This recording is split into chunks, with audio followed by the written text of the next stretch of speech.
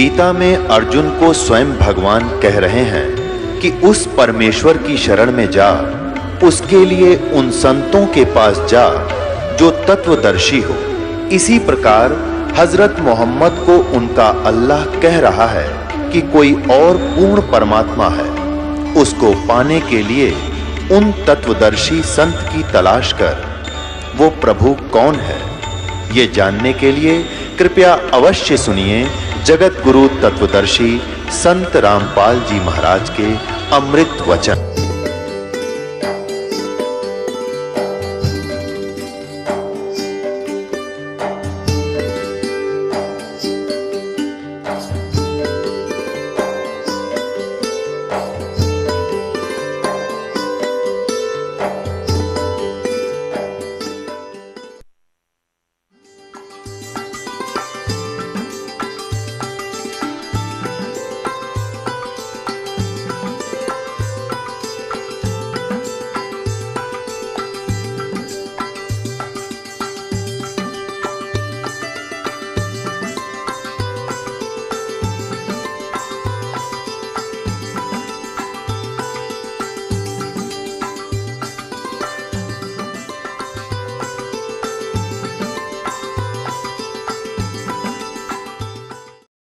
अब परमात्मा कबीर जी ने अपनी प्यारी आत्मा धर्मदास जी को काल की डेफिनेशन बताते हुए बताया कि प्यारी आत्मा, तुम यहाँ क्या देखते हो कि बहुत सुंदर हवा बह रही है, बड़ी अच्छी गंगा जैसी मीठे पानी की दरिया बह रही है, नीचे मीठा पानी है, सर्दियों में गर्म निकलता है, गर्मियों में ठंडा निकलता है, फिर काजू किस्मत सेब संतरे बाग के बाग लगे हुए हैं।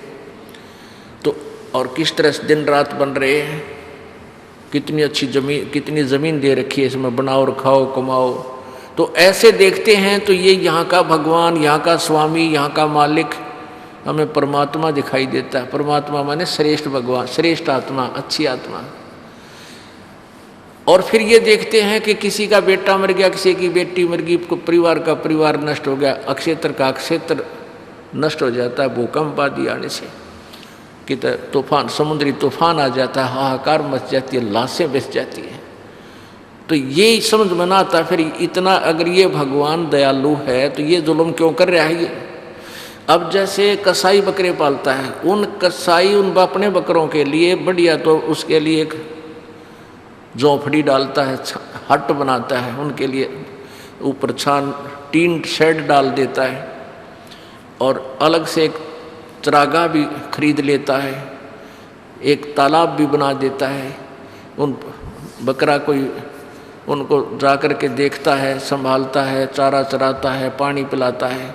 तो वो बकरे ये समझते हैं कि हमारा मालिक बड़ा दयालु है, हमारी कितनी केयर टेक कर रहा है, कितनी देखभाल करता है, पानी पिलाता है, चारा चलाता है, गर्मी सर्दी से बचाता है।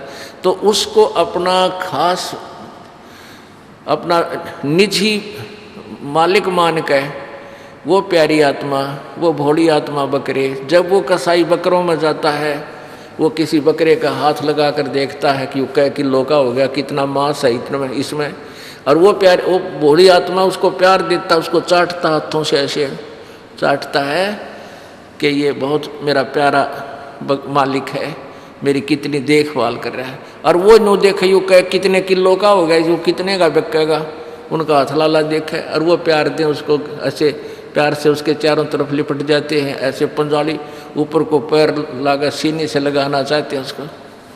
और शाम के समय जब आ जाता ऑर्डर 2-4 बकरियां का, वो ना देखता किसकी माँ और किसका बाप से, एक लाठी लेकर उनमें निकाल के और कड़च करवा देता है। तो ऐसे ये काल हमारे साथ कर रहा है।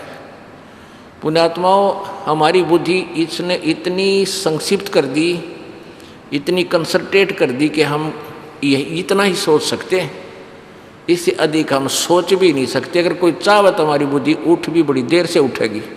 लेकिन ये परमात्मा ने एक ट्रीटमेंट दिया है कि ये काल के भांग का एंटीबायोटिक है। काल ने जो हमारी ये त्रिगुणमयी माया की भांग चढ़ा रखी है, ये नशा चढ़ा रखा है, इसके से, इस ज्ञान से और इस भक्ति शक्ति से ये एंटीबायोटिक इस नशे ने तार देंगे। और फिर आपको सपने में भी दिखाई देगी यह सच्चाई जो दास आज को बता रहा है, जो परमात्मा कबीर जी ने बताई थी।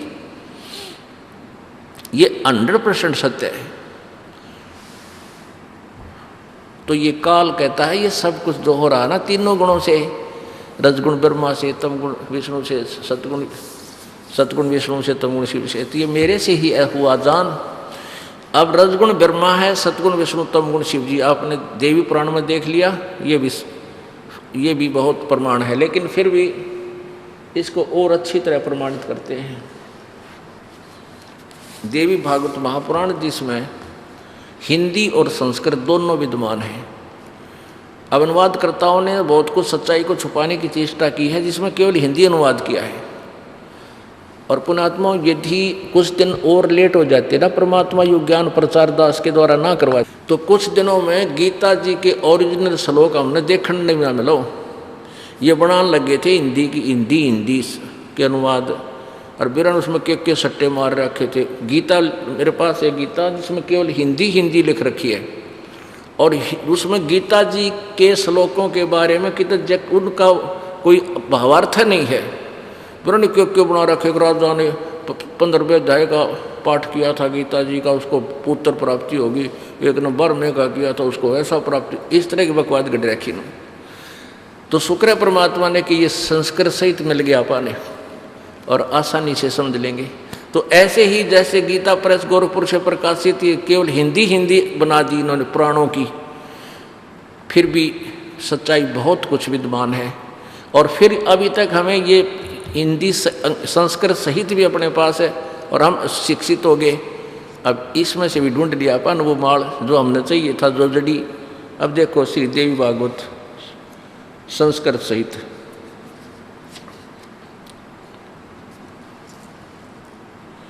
हिंदी टीका सहित भाग 1।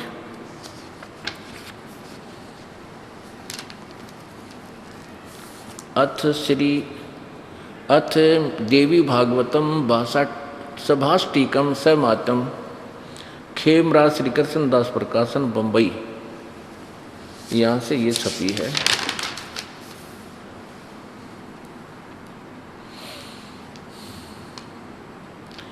खेमराज श्री कृष्ण दास अध्यक्ष श्री वेंकटेश्वर प्रेस, खेमराज श्री कृष्ण दास मार्ग बम्बई, यहाँ से छपी है। अब इसके तीसरे स्कंद में आते हैं।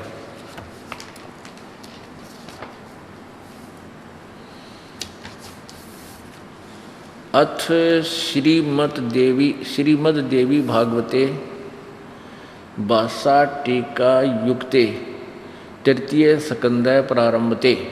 अब यह संस्कृत से है या नागरी लिपि, हम हिंदी अच्छी तरह जानते हैं, इनमें एक दूसरे में इन अक्षर फंसा रखे हैं, इतना अंतर है। आगे देखो,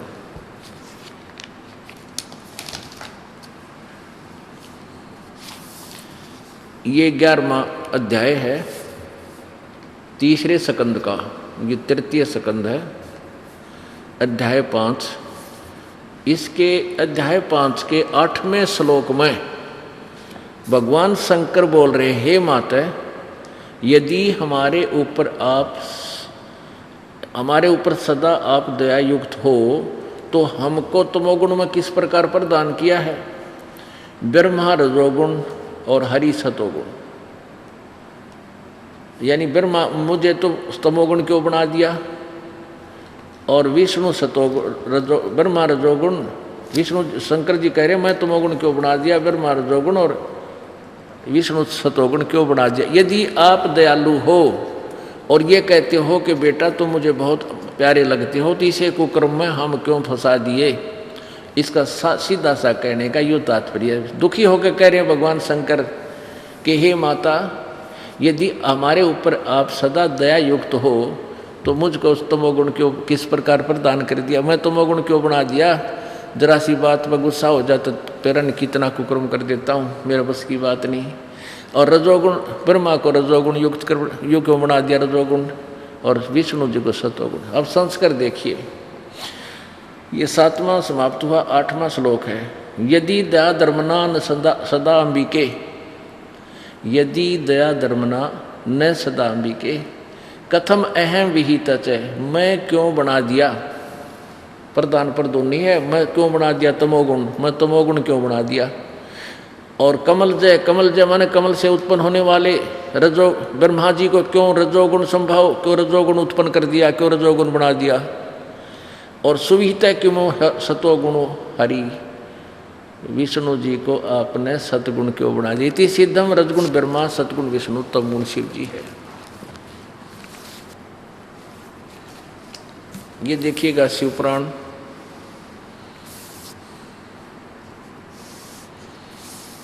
गीता प्रेस गोरखपुर से प्रकाशित है।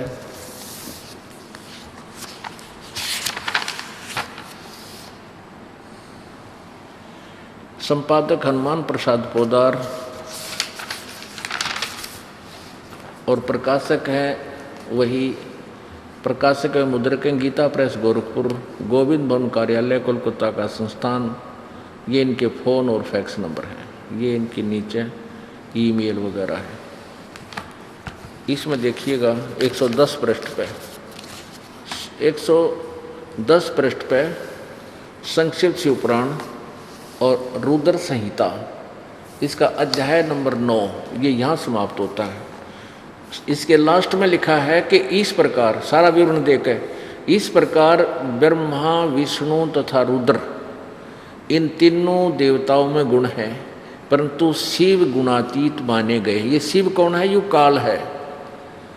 ये जो ये सदा शिव को हो चाहे शिव को हो, यु काल है जो ब्रह्मा विष्णु में इसका पिता है। अब ये कंसेप्ट भी यहाँ तक क्लियर करना पड़ेगा। अब देखना इसमें विद्वेश्वर संहिता,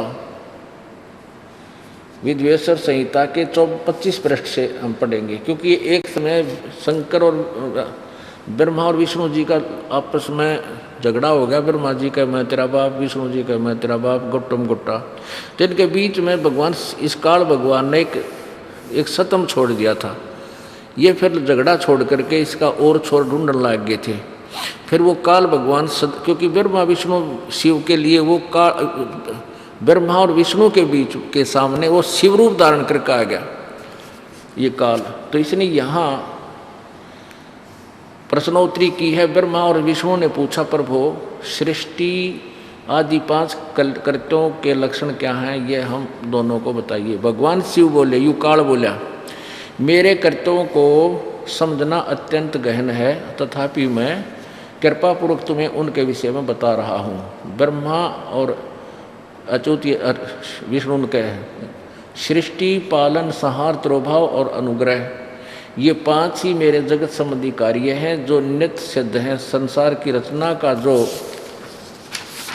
ये 26 पृष्ठ पे आरंभ है, ये विद्वेश्वर संहिता है। विद्वेश्वर संहिता पढ़ रहे हम, विद्वेश्वर संहिता का आरंभ है, उसको सर्ग या सृष्टि कहते हैं। नीचे देखो, यहाँ क्लियर हो जाता है जो दास करना चाहता है। पुत्रों तुम दोनों ने तपस्या करके, ब्रह्मा और विष्णु को कहता वो ये काल रूपी ब्रह्म शिव रूप में प्रकट होकर कि पुत्रों तुम दोनों ने तपस्या करके प्रसन्न हुए मुझ परमेश्वर से सृष्टि और सतिथि नामक 2 कृत्य प्राप्त किए। ये दोनों तुम्हें बहुत प्रिय हैं। इसी प्रकार मेरी विभूति स्वरूप रुद्र और महेश्वर, अब देख लो 4 तो ये हो गए, ब्रह्मा विष्णु रुद्र और महेश्वर, ये काल से अलग है 4।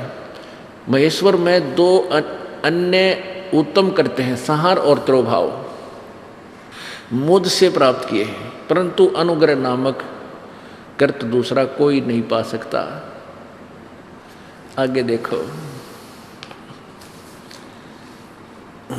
मैंने पूर्व काल में अपने स्वरूपभूत मंत्र का उपदेश किया था जो ओंकार के रूप में प्रसिद्ध है। वह महामंगलकारी मंत्र है। सबसे पहले मेरे मुख से ओंकार प्रकट हुआ था। तो ओंकार प्रकट हुआ जो मेरे स्वरूप का बोध कराने वाला है। ओंकार वाचक है, मैं वाच्य हूँ। यह मंत्र मेरा स्वरूप ही है। प्रतिदिन ओंकार का निरंतर स्मरण करने से मेरा ही सदा स्मरण होता है। इससे सिद्ध है कि ये काल बोल रहा है, ये ब्रह्म बोल रहा है। जिसने गीता बोली तो ये कहता मेरा एक अक्षर ओम है। आगे देखो, आगे चल के इसमें इसका सदा स्मरण करो। इन सभी, ये ऊपर बताया है, इन सभी अवयों से एकीभूत होकर यह प्रवण ओम नामक एक अक्षर हो गया। ये ओम एक अक्षर, ये ही मेरा मंत्र है, यह मंत्र मेरा स्वरूप ही है। प्रतिदिन ओंकार का, इस ओंकार माने ओम का निरंतर स्मरण करने से मेरा ही स्मरण होता है। अपने आत्मा ये PhD की तरह आपको ये एक एक अक्षर नारा नारा समझाना पड़ेगा। जब ये अज्ञान हटेगा जो युगों युगों से ठोक दिया हमारे अंदर इन अज्ञानी ऋषि संतों और नकली गुरुओं ने। अब इससे सिद्ध हो गया कि ये जो गीता पुराण बोल रहा है, शिव पुराण, ये काल बोल रहा था यहाँ पर। और ये कहता है कि जैसे इसमें लिखा है कि तीनों गुण, रजगुण ब्रह्मा सतगुण विष्णु तमगुण, इन तीनों देवताओं में गुण हैं और यो काल इनसे अतीत है, गुणातीत इनसे न्यारा है। अब शुरू कीजिए श्रीमद् देवी या श्रीमद् भागवत गीता। अब इतनी लंबी चौड़ी भूमिका बना गई, अब तक ग्राउंड बना है गीता जी में प्रवेश करने का। अब देखिएगा श्रीमद् देवी भागवत, श्रीमद् भगवत गीता, गीता प्रेस ग्रुप से प्रकाशित, जय दयाल गोविंद का इसका अनुवादक है।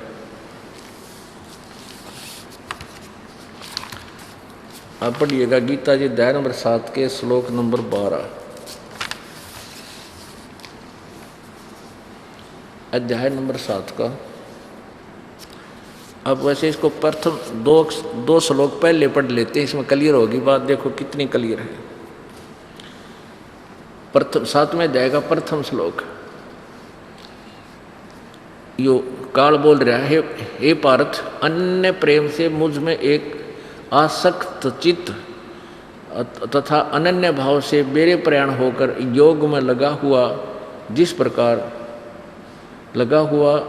प्रकार से संपूर्ण विभूति बल ऐश्वर्य गुण से युक्त सबके आत्मरूप मुझको संशय रहित जानेगा, उसको सुन। कहते विषा ज्ञान बताऊंगा तो मुझे खूब समझ जाएगा मैं के हूं। अब दूसरा देखो, दूसरे 7वें अध्याय का दूसरा श्लोक, मैं तेरे लिए इस विज्ञान रहित ज्ञान को, इस विज्ञान सहित तत्व ज्ञान को संपूर्णतया कहूँगा, जिसको जानकर संसार में फिर और कुछ भी जानने योग्य शेष नहीं रह जाता। तोड़ पाट दिया कि ई विषा ज्ञान बताऊंगा तेरे ते, जो इसने समझ जाएगा फिर कुछ भी जानना बाकी नहीं रहेगा। अब 12वें श्लोक में आएंगे, 12वें श्लोक से हम प्रारंभ करेंगे 7वां अध्याय। देखिएगा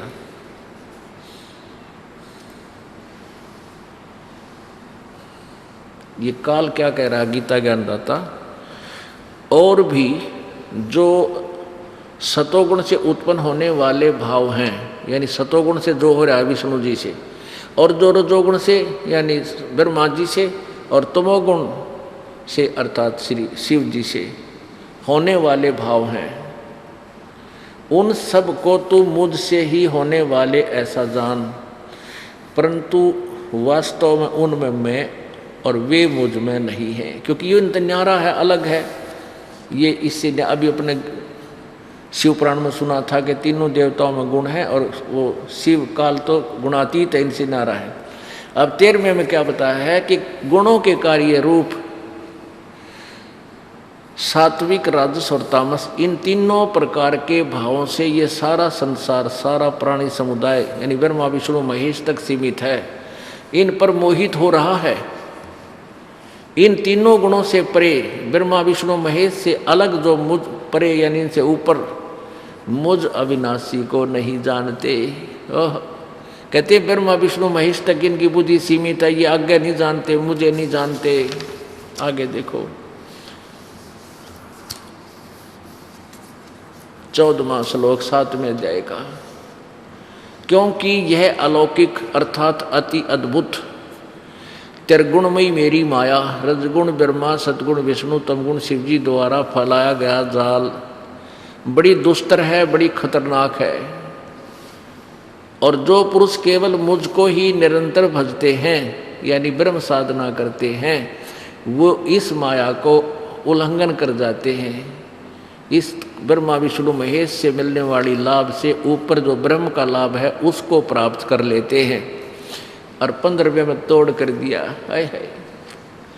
कहते हैं इस माया के द्वारा जिनका ज्ञान हरा जा चुका है, जो ब्रह्मा विष्णु महेश से ऊपर किसी ने नहीं मानते, ना कोई देवता के बारे में सुनना चाहते, ना उनका कोई भक्ति करते, इन ब्रह्मा विष्णु महेश तक जिनकी बुद्धि इन्हीं से मिलने वाले लाभ पर सीमित है, जिनका ज्ञान हरा जा चुका है, वो असुर स्वभाव को, असुर माने राक्षस स्वभाव को धारण किए हुए मनुष्यों में नीच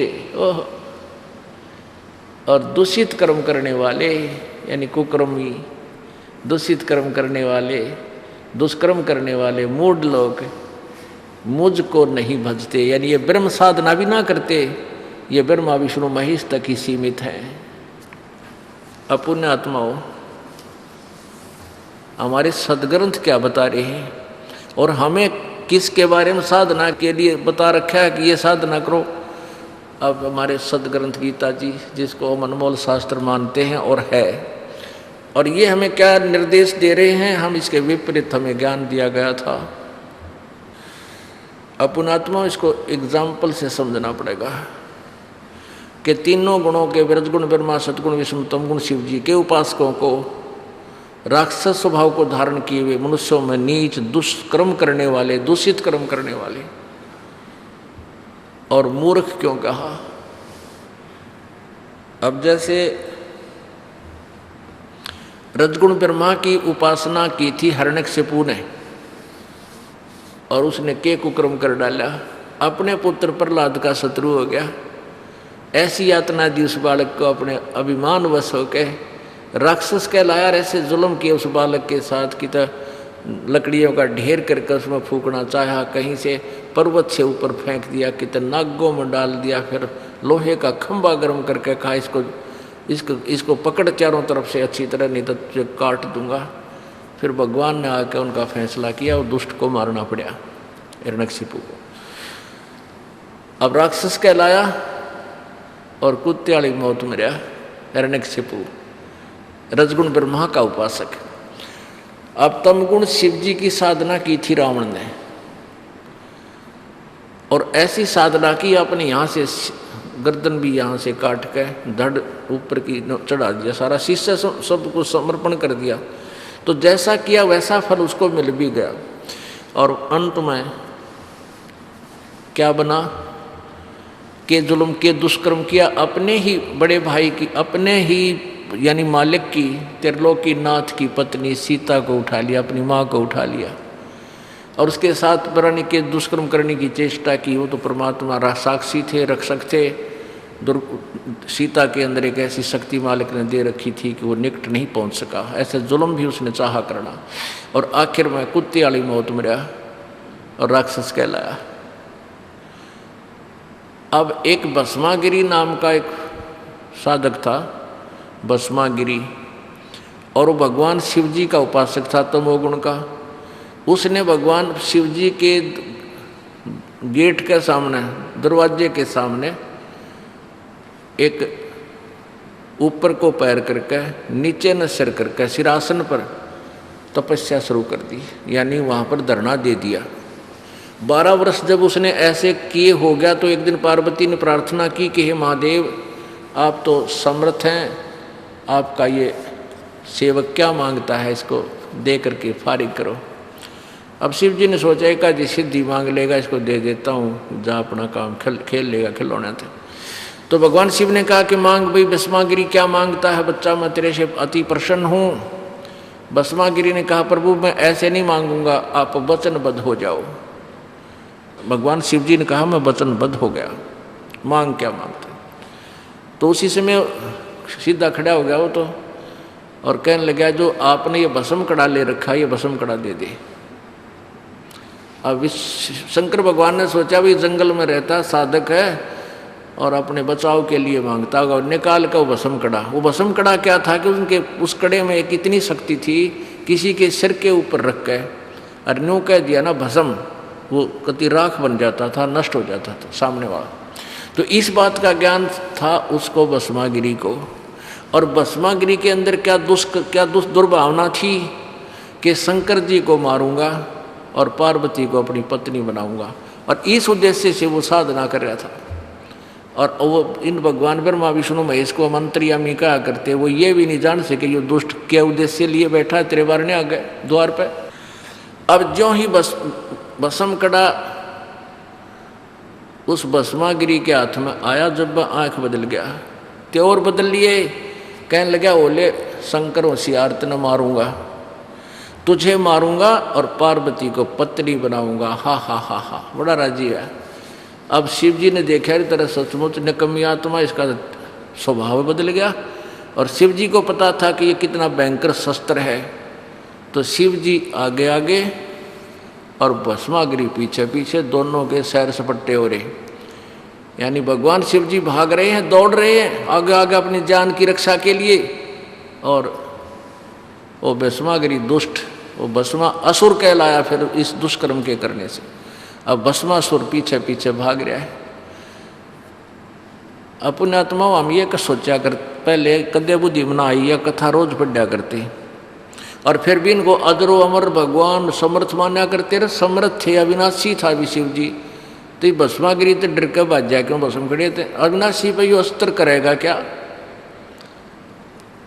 तो फिर उनका बीच बचाव करके थे भगवान विष्णु जी आए, उन्होंने पार्वती रूप धारण किया, गंडहत नाथ नचा के, और भस्मागिरी ने जब सिर पर वो कड़े वाला हाथ अपने सिर पर कर लिया तो कह दिया भस्म, वो राक्षस मर गया।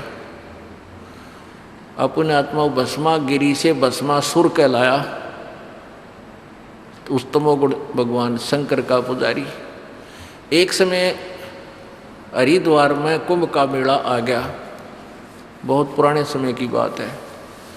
कुंभ का जो प्रभी लगनी थी वो हरिद्वार में हर की पैड़ियाँ पर लगनी थी, और ये दूर दूर से जितने भी कोई तमोगुण, इन तीनों गुणों के उपासक, यानी गिरी पुरी नाथ, ये नंगे उगड़ कनपाड़े, ये तो हैं इस तमोगुण शिव जी के उपासक। और वैष्णु हैं विष्णु जी के सतोगुण विष्णु जी के उपासक। तो ये वहाँ सब जाकर अपने अपने अलग अलग समुदाय में इकट्ठे हो गए। जब आया स्नान करने का समय, वो प्रभी का समय, वह एक थोड़ा सा समय होता है, उसके दौरान ही उन्हें स्नान करना होता है मिलकर। तो पहले सबसे पहले हर की पैड़ियाँ पे वो नागा महात्मा पहुँच गए, नंगे रहते हैं, वो हैं वो शिव के पुजारी ही, औगड़ के जिनको। तो वहाँ पहुँच गए तो सबसे पहले वो नागा खड़े हो गए, हर की पैड़ी घेर ली, कोई हजारों की संख्या में थे। पीछे से श्री विष्णु जी के तमो सतगुण के उपासक, वह वैष्णु साधु संत आ गए।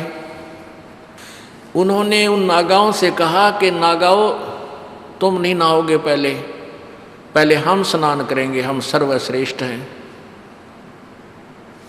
हम सतगुण विष्णु जी के उपासक हैं। वो नागा कहने लगे नहीं, पहले हम स्नान करेंगे, हम सर्वश्रेष्ठ हैं, हम त्यागी और बैरागी हैं, और हम नी इच्छा है, हम निकामी हैं, लगे इधर उधर कहने। तो विष्णु के उपासक वो वैष्णु कहने लगे कि तुम बाहर आ जाओ नंगो, तुमने नहाना न धोना, तुम टिट्टी के हाथ भी ना धोते, शर्ट फ्रेडो, तुम काहे के सर्वश्रेष्ठ हो। अब इतनी बात सुनकर वो नागा ने भी मरोड़ी खा ली, वो वापस हो गए, और विष्णु और वो नागा आपस में गुट्टम गुट्टा तलवार निकाल ली, सीधी बर्छी ठोकर तीर चलाओ, तलवार इतने गर्दन काट दी एक दूसरे की। 25,000 वो ये त्रिगुण उपासक आपस में लड़के कटके मर गए। पर बीता गए भूल, गंगा का पानी लाल कर दिया रक्त से, लाशों का वहाँ पर बेशुमार लाश होगी। अब इसके विषय में परमात्मा की वो सच्चिदानंद घन की वाणी में क्या लिखा है? तीर तुपक तलवार कटारी जमदड़ जोर बधावे हैं, हर पैड़ी हर हेत न जाना वाजा तेग चलावे हैं, काटे शीस नहीं दिल करुणा वो जग में साध कवावे हैं, जो जन उनके दर्शन को जावे उनको भी नरक पठावे हैं। अब क्या बताते हैं कि तीर तुपक तलवार कटारी, कटारी इतनी लंबी छुरी से है ना, सीधी ठोको एक दूसरे के, तलवार तक गर्दन काट रहे। कहते काटे शीश नहीं दिल करुणा, और ये जग में साध को आवे हैं, और हर पैड़ी हर हेत ना जाण्या, वहां जा तेग चलावे हैं भगवान की पैड़ी कहो हर की पैड़ी, और वहां भगवान के प्रति तुमने इतनी भी तरह रहम को ना, हर पैड़ी हर हेत ना जाण्या, और वहां जा तेग यानी तलवार चलावे हैं, और काटे शीश नहीं दिल करुणा, दिल में दया भी कोई ना इनका, और वो जग में संत को आवे हैं, दुनिया उन्हें साधु भी कहती है। ऐसा कि कहते को दर्शन न भी जावे तो उनको भी नरक ले जावे हैं, क्योंकि ये पढ़ाई पढ़ाओगे अपने चेला ने जो उनके अंदर भरी पड़ी है। अब ये तो निर्णय हो गया गीता जी अध्याय नंबर 15 7 के श्लोक नंबर 12 से लेकर 15 का, कि तीनों गुणों रजगुण ब्रह्मा सदगुण विष्णु तम गुण जी शिव जी के द्वारा इनसे मिलने वाले ही लाभ पर, इन्हीं की पूजा पर जिन आधार पर आधारित हो गए हैं, जिनका ज्ञान हरा जा चुका है, जो आगे कोई बात सुनने को तैयार नहीं, मरण कटना तैयार हो जाते हैं। कहते हैं वो राक्षस स्वभाव को धारण किए हुए मनुष्यों में नीचे है।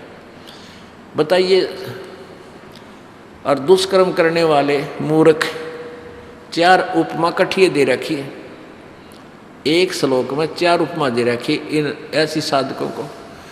अपने आत्मा एक शब्द है समाज में, आम व्यक्ति भी कहीं नहर घाट पर नहा रहा हो और 2-4 भक्त आ जाते हैं, वह भी उनको भी एडजस्ट कर लेते, आ जाओ आप भी नहा लो, और एक और भी आ जाओ, उसको भी आ जाओ आप भी यहाँ स्नान कर लो, क्या दिक्कत है। और ये आपस में कटका मर गया, पहला मैं नहाऊंगा, नहीं पहले मैं नहाऊंगा। गंगा का पानी समाप्त हुआ था या कोई बिजली पड़े थी इतनी आड़ में 2 मिनट पाछे नहा लेते, तो फिर परमात्मा की वाणी गलत हो जा कि इनके उपासकों में ये गुण आ ही नहीं सकते।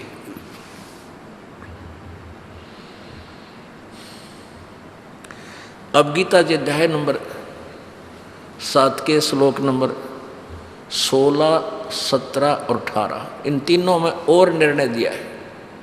अब गीता ज्ञानदाता कहता है कि इन तीनों इस 15वें श्लोक में जो कहा है कि जिनका ज्ञान हरा जा चुका है वो मूर्ख लोग मेरी भक्ति भी ना करते।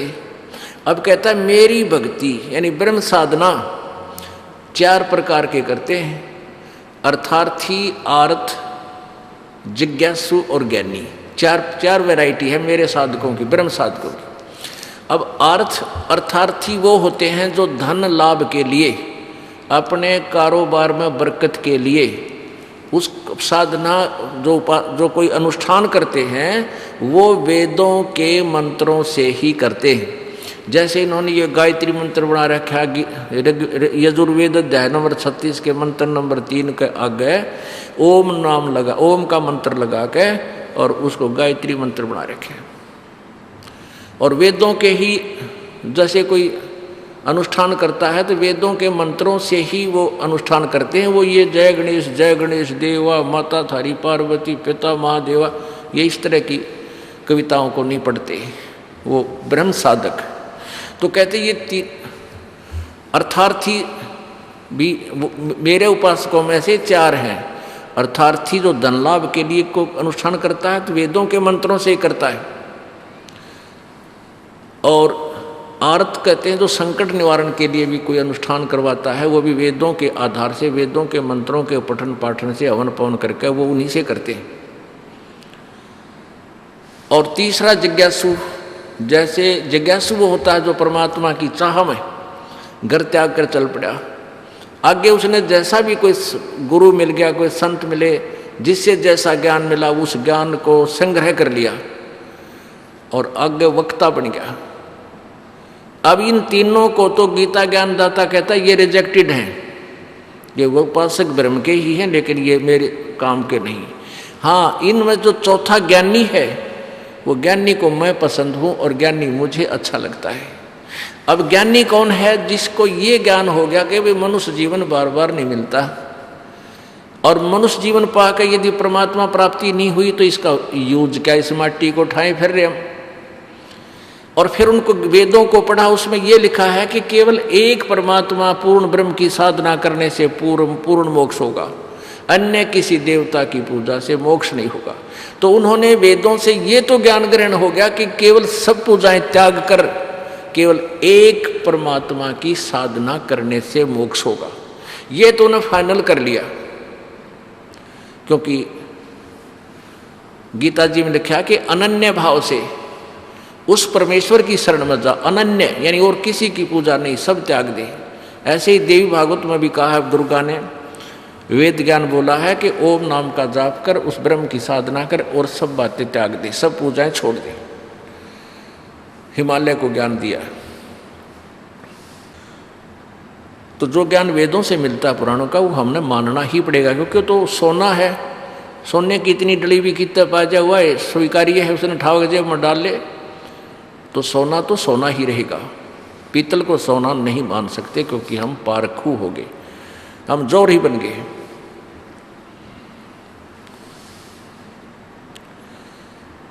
तो क्या बताया कि ब्रह्म साधना, अब उन ज्ञानी आत्माओं ने वेदों को पढ़ा, फिर निष्कर्ष निकाल लिया कि भाई और देवता की किसी की पूजा नहीं करनी चाहिए, केवल एक ब्रह्म एक भगवान की पूजा करनी है। तो उन्होंने यजुर्वेद अध्याय नंबर 40 के मंत्र नंबर 15 में पढ़ लिया, ओम कर्तु समर कलवे समर और कर्तुम समर।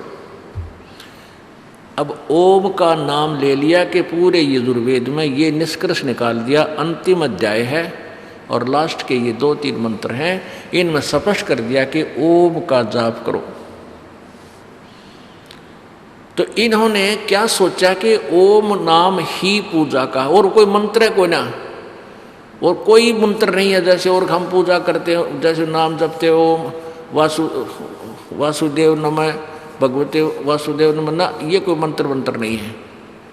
ये वेदों और गीता के में तो वर्णित है, यथार्थ भक्ति के मंत्र नहीं है। ये तो लोक वेद दंत कथा किसी अन्य ऋषि महर्षि की बनाई हुई है, वो हमने स्वीकार्य नहीं है। तो इसमें उन्होंने ये भी ज्ञान हो गया कि एक भगवान की भक्ति से और देवताओं की साधना त्याग कर ही एक भक्ति करने से मोक्ष होगा, और ओम नाम को उस पूर्ण परमात्मा का जान के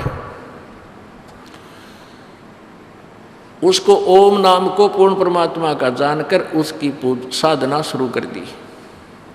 उधर से जब ये ब्रह्मा जी काल ने कमल के फूल पर रख दिया, पहले ये अचेत कर रखा था अपनी दुर्गा से, इन्होंने ये दुर्गा और काल ने ये 3 पुत्र उत्पन्न किए, रजगुण ब्रह्मा, सतगुण विष्णु, तमगुण शिव जी। इनको बचपन से ही अचेत कर दिया, कोमा में रखा ऐसे अपनी शक्ति से, और इनमें परवरिश जारी रखी। जब ये युवा हो गए, तीनों को होश में ला दिया। तो ब्रह्मा जी बैठे थे कमल के फूल पर, बैठा दिया इसको। तो कमल के फूल पर ये बैठा था, तो इसने देखा भाई अब क्या करूं, सब जगह जल ही जल नजर आ रहा है। तो आकाशवाणी की काल ने कि तप करो।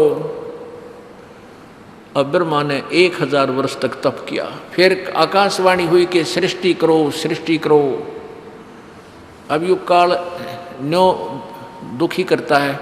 अब वेद ज्ञान जो है ये है परमात्मा पूर्ण ब्रह्म द्वारा दिया गया इस काल को, इसके कंप्यूटर में, इसके अंतःकरण में परमेश्वर कबीर देव ने इसमें फीड कर रखा है।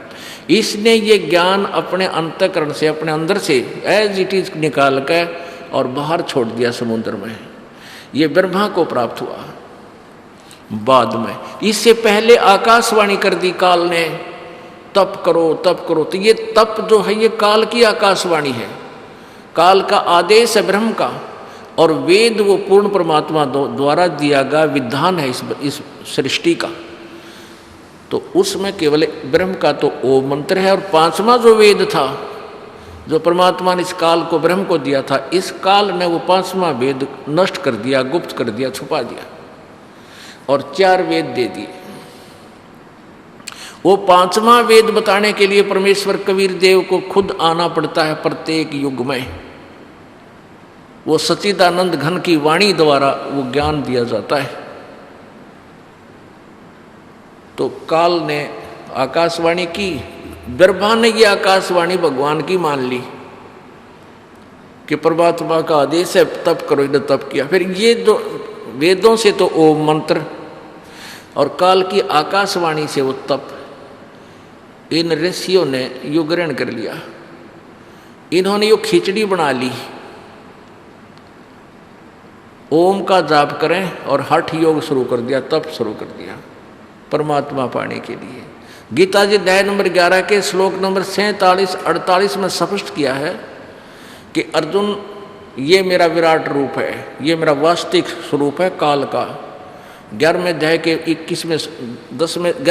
21वें श्लोक में अर्जुन कह रहा है कि एक भगवान, आप तो देवताओं को भी खा रहे हो, आप ऋषियों के समुदाय और सिद्धों के समुदाय आपके सामने हाथ जोड़ रहे हैं और कहते हैं बख्श दो, मंगल हो मंगल हो, और आप सबको खा रहे हो। कोई आपकी जाड़ा में लटक रहा है और कोई अंदर जा रहा है। 11वें अध्याय के 32वें श्लोक में ये गीता ज्ञानदाता कहता, अर्जुन मैं अब बढ़ा हुआ काल हूँ और अब प्रवृत्त हुआ हूँ, मतईब आया हूँ।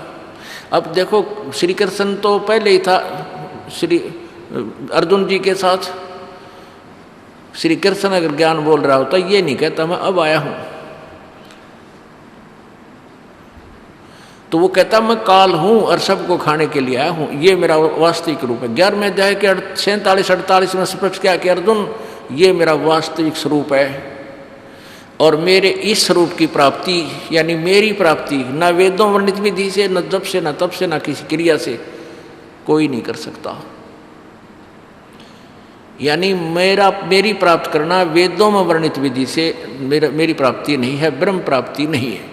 ओम के जाप से और लाभ हो जाता है। क्या हो जाता है? ब्रह्मलोक प्राप्ति, देवपद प्राप्ति, सिद्धियां आ जाती हैं।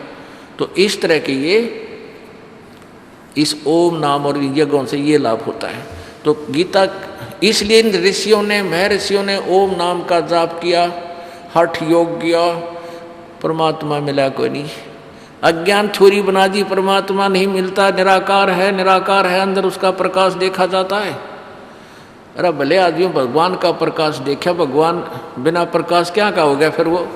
अब कोई क्या सूर्य का प्रकाश देखा, सूर्य निराकार है, वो कितक गुफा में बंद कर रखा है और सुनी सुनाई बकवास कर रहा है। अरे जिसने सूर्य देखा वो यूं कैसे कह देगा सूर्य निराकार है, उसका प्रकाश देखते हैं हम। सूर्य बिना प्रकाश की सूर्य साकार है, उसका प्रकाश है। ऐसे ही परमात्मा साकार है, नर आकार है, उसके शरीर से निकल रहा तेज इतना जबरदस्त है और उसी का प्रकाश रिफ्लेक्टेड होकर के अन्य लोकों में पहुंच जाता है। अब जैसे हमारे गांव में एक चौपाड़ थी और उसके साथ थी बिल्कुल तालाब जोड़ के ऊपर है और सूर्य की रोशनी उसकी झांकियां में के पिछले साइड में वो बिल्कुल उसके द्वार लगे थी, बीच से झांकी थी ये विंडो, उनमें से प्रकाश जाकर उस पिछले गहरा अंधेरा था। तो शाम के समय उसमें इतना जोर का रोशनी हो जाती जनो बल्लभ ला रखे, लेकिन वह सूर्य ना दिखा था, वो प्रकाश दिखा था। तो तालाब में सूर्य का प्रकाश पड़ा, वहाँ से रिफ्लेक्ट होकर उस चौपाड़ में गया और वहाँ प्रकाश दिखे। उसमें कोई आदमी न्यू बैठा हो और न्यू कहे भाई प्रकाश क्या का सूर्य का है, या तो बात सच्ची ठीक होगी, लेकिन न्यू के प्रकाश निराकार है, ना सूर्य है ही नहीं, वह बड़ी सोच है। तो ऐसे पूर्ण परमात्मा सतलोक में है, उसका प्रकाश रिफ्लेक्टेड होकर के सब जगह घूम रहा है, सब जगह व्यापक है। हमारे शरीर के अंदर भी इस पिंड का एक ब्रह्मांड का इसके अंदर एक लघु चित्र है। तो समाधि में जो प्रकाश देखते हैं वो परमात्मा का ही प्रकाश है, लेकिन वो परमात्मा नहीं है। और उस प्रकाश के देखने से वो आइडिया नहीं लगा सकते, वो उन्होंने इस प्रकाश को मान तो लिया भगवान का, लेकिन कहते भगवान निराकार है। हमने भगवान मिलना है, प्रकाश का क्या करेंगे हम? हमने परमात्मा के पास जाना है, उस मार्ग को ग्रहण करना है। एक चुणक नाम के ऋषि थे, चुणक, और उस चुणक नाम के ऋषि ने, वो ज्ञानी आत्मा ने साधना की, ये जान लिया कि मनुष्य जीवन बार बार नहीं मिलता और परमात्मा प्राप्ति के लिए मनुष्य जीवन मिला है। और वेदों से निष्कर्ष यही निकाल लिया, ओम का नाम, एक भगवान की भक्ति और देवताओं की भक्ति हम करा को नहीं। और ओम नाम का जाप और हठ योग शुरू कर दिया। काफ़ी वर्षों तक घोर तप किया, ओम नाम का जाप किया। परमात्मा तो मिलता नहीं, इससे एटम बम बन जाते हैं, इनमें सिद्धियाँ आ जाती हैं। एक मानधाता नाम के चक्रवर्ती राजा थे। मानधाता नाम के पूरी पृथ्वी के चक्रवर्ती, उनको चकवे बोलते थे। चकवे माने चक्रवर्ती राजा। उस चक्रवर्ती राजा क्या होते थे, वो ये देखा करते 1 वर्ष में, 2 वर्ष में, 4 वर्ष में कि भी किसी मेरे अधीन किसी अन्य राजा ने, नरेश ने मेरी अधीनता अस्वीकार तो नहीं कर दी। यदि अस्वीकार कर दी होगी तो वो उसके साथ युद्ध करके उसको कंट्रोल करता था। तो वो एक घोड़ा छोड़ देता था, अपना पर्सनल घोड़ा।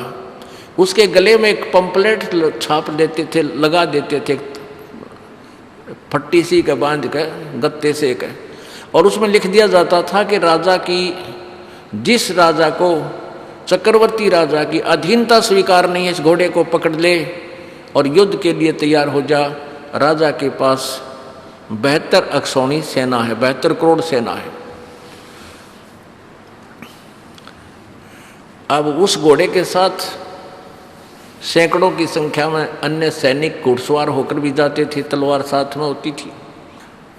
तो वो घोड़ा घूमता हुआ सब जगह से घूमकर आ गया, किसी ने नहीं पकड़ा, यानी किसी ने भी विरोध नहीं किया, राजा की अधीनता अस्वीकार नहीं की। घोड़ा वापस आया तो ऋषि जो साधना कर रहा था, चुणक ऋषि, उसने जाते समय भी देखा कि भी अन्य घोड़ों पर तो ये व्यक्ति बैठे हैं सैनिक, और एक इस पर कोई नहीं बैठा, कारण क्या है। वापस भी वो उधर से ही आए। तो उन्होंने पूछा, ऋषि ने पूछ लिया कि सैनिकों, इस घोड़े पर सवार क्यों नहीं है।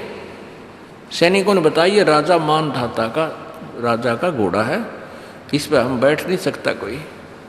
तो कहाँ गए थे, सारी कहानी बता दी कि ऐसे ऐसे हम गए थे और राजा ने इसलिए उद्देश्य से घोड़ा छोड़ रखा है। अब देख काल प्रेरणा। काल पहले तो एटम बम बनाता है ऋषियों को साधना गलत करवा के, और फिर स्वयं अपने रिमोट से इनका दुरुपयोग करता है। अब काल ने रिमोट ऑन कर दिया। अब उस ऋषि के मन में एक खुरापात उत्पन्न हो गया। उसके मन में ये हो गया कि उसने पूछा भी, क्या किसी राजा ने भी नहीं पकड़ा। सैनिक कहने लगे, कौन पकड़ सकता हमारे राजा के घोड़े को। हमारे राजा के पास 72 करोड़ सेना है, किसकी माँ ने दूध पिया है, और कोई पकड़ ले तो उसका होठ फोड़ जाए, न्यू कर जाए। ये सैनिक बकवादी होया भी करे का था, सिपाही सिपोही। तो उस चुणक ऋषि के अंदर प्रेरणा आ गई काल से कि भाई इस राजा को अभिमान हो गया, ला इसकी बुद्धि ठिकाना करता हूँ। अब सारी उम्र डले डोए साधना करी, सिद्धि प्राप्त कर ली, अब वो यहाँ बर्बाद कर दी। वो ऋषि कहने लगा कि भी मैंने इस घोड़े को मैं पकड़ लूँ, तो इस घोड़े को मैं बांध लूँ तो क्या हो। सैनिक कहने लगे, रे कंगाल, तेरा दाने तो खाने को नहीं, अरे तू घोड़ा पकड़ युद्ध करेगा चक्रवर्ती राजा मानधाता से, क्यों तेरी छात बोल दे रही है, पड़ा रहा अपना कर ले भजन बैठ के। अब ऋषि और क्रोधित हो गया, कहने लगा, भाई मैंने यो घोड़ा पकड़ दिया और बांध दो इस वृक्ष के, और कह दो तेरे राजा ने आ जा मेरे साथ युद्ध करने के लिए। अब सैनिकों ने वो घोड़ा बांध दिया। राजा को फिर नमक मिर्च लगा दी कि आज तो राजा एक आदमी ने हिम्मत करी है हमारे साथ बकवाद करने की, कल दूसरा सिर उठाएगा, ये तो ऐसे बात बिगड़ेगी। राजा ने कहा कि 72 करोड़ सेना की 4 टुकड़ी कर लो, और 18 करोड़ सेना एक बार भेज दी, एक आदमी ने मारन खातिर। दे बुद्धि भ्रष्ट राजा की तो हो जा है बुद्धि भ्रष्ट, इतनी ताकत होने पाचार होगी उस ऋषि की भी। अब उसने 18 करोड़ सेना भेजी। उधर से ऋषि ने क्या किया, अपनी सिद्धि शक्ति से 4 एटम बम बना दिए, 4 पुतली तैयार कर ली। पुण्यात्माओं, वचन की जो शक्ति है, इस वर्तमान जो विज्ञान ने जो परमाणु बनाई है, तो एक पास सिंह भी नहीं है।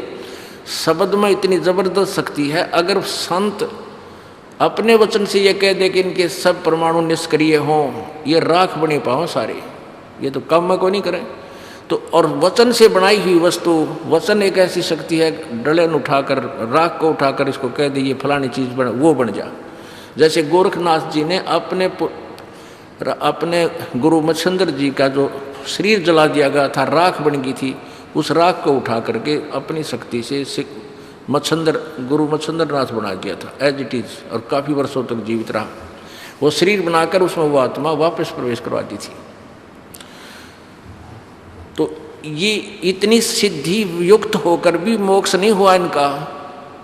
परमात्मा यही बताना चाहते हैं कि ऐसे ऐसे तोब थे ये संत ऋषि, जिन चीज कारण से इनकी बोलबाला हो गया और डोगे डले यहीं पर ये मोक्ष नहीं प्राप्त कर सके। तो भाई राजा ने एक टुकड़ी 18 करोड़ सेना छोड़ी, ऋषि ने एक एटम बम छोड़ दिया, वो पुतली छोड़ दी। उसने 18 करोड़ सेना की कत्लेआम कर दिया। राजा ने दूसरी टुकड़ी छोड़ दी, ऋषि ने दूसरी पुतली छोड़ दी। कहने का भाव यह है कि मानदाता राजा का सर्वनाश कर दिया। 72 करोड़ सेना उस ज्ञानी ऋषि ने, वो ज्ञानी आत्मा ने काट डाली। अरे थरा गजब, ये यहाँ के ज्ञानी। अब परमात्मा क्या बताते हैं कि अब उसने साधना की वेदोनुसार, गीता जी अध्याय नंबर 7 के श्लोक 18 में कहा है कि ये ज्ञानी आत्मा है तो उद्धार, लेकिन ये परमात्मा में लीन आत्मा मेरे वाली अनुत्तम यानी घटिया गति में सचित है, क्योंकि इनको तत्वदर्शी संत नहीं मिला। अपनी साधना को इसलिए घटिया बताया है गीता ज्ञानदाता ने कि ये भी इसे डले डोवा, इसे जुल्म कर देते हैं। इसलिए 18वें अध्याय के 62वें श्लोक में कहा कि अर्जुन तू सर्वभाव से उस परमेश्वर की शरण में जा, उस परम अक्षर ब्रह्म की शरण में जा, जिसकी कृपा से तू परम शांति और सनातन परम धाम सतलोक पर चला जाएगा। वहाँ कोई इस तरह की बकवाद नहीं है। अब पुण्यात्मा जब तक, अब क्या होता है कि यहाँ जो भी क्रिया करते हैं ब्रह्म पर ब्रह्म तक की साधना में, जैसे कर्म करता है वैसा ही फल है। अब जैसे उसने तप हठ योग करके ओम नाम का जाप करके वो भक्ति शक्ति की, वो तो अलग लिखी गई, और ये पाप कर दिए ये अलग लिखे गई। पहले तो यो चुनक ऋषि ब्रह्मलोक में जाएगा, वहाँ हजारों वर्षों तक देवता बनेगा, अंडी पाकेगा। उसके बाद फिर यो नीचे आवेगा, गधा कुत्ता बनेगा, सिर में कीड़े पड़ेंगे इसके। और जो ये 72 करोड़ सेना का इसने बेमतलब नाश कर दिया, ये इसके कीड़े पड़ के इसने खावेंगे चारों तरफ से, इसकी बहुत दुर्गति होगी। तो कहते हैं ये ज्ञानी आत्मा है तो उद्धार, ये लगे तो थे सतभक्ति करने के लिए, परमात्मा पाने के लिए, लेकिन ये मेरे वाली अनुत्तम घटिया साधना में ही लीन रहे, गति में लीन रहे। अपने आत्माओं, परमात्मा कबीर जी की वाणी में लिखा है कि 72 अक्षौणी खा गए वो चुनक ऋषिश्वर एक, दे धारे जोरा फिर ये सभी काल के बेखे। ओहो, कहते हैं 72 करोड़ सेना ने खा गया ये चुनक ऋषिश्वर। ये चुनक नाम के ऋषिश्वर यानी ऋषियों में भी श्रेष्ठ ऋषि, उसके ये लक्षण है काल के उपासक के। और कहते हैं दे धारे या मौत फिरे, जोरा माने मौत। ये देखे संत, और ये से एटम बम, ये दे धारे मौत फिरे, ये सभी काल के भेख यानी सब काल के समुदाय टोल के टोल फिरे।